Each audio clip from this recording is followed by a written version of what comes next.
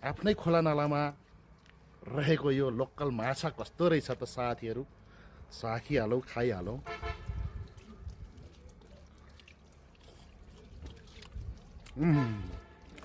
आहा, क्या दामी साथीहरू।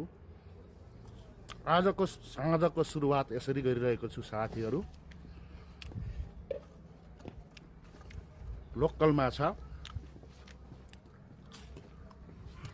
आहा, निकै टेस्टी छ साथीहरू।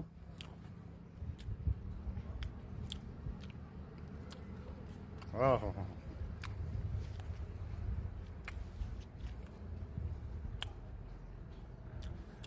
कतिलाई यो जाडोमा लोकल माछा खान सायद मन लागेको होला साथीहरूलाई। माग्न त माग्नु, दिन चाहिँ दिन्न है।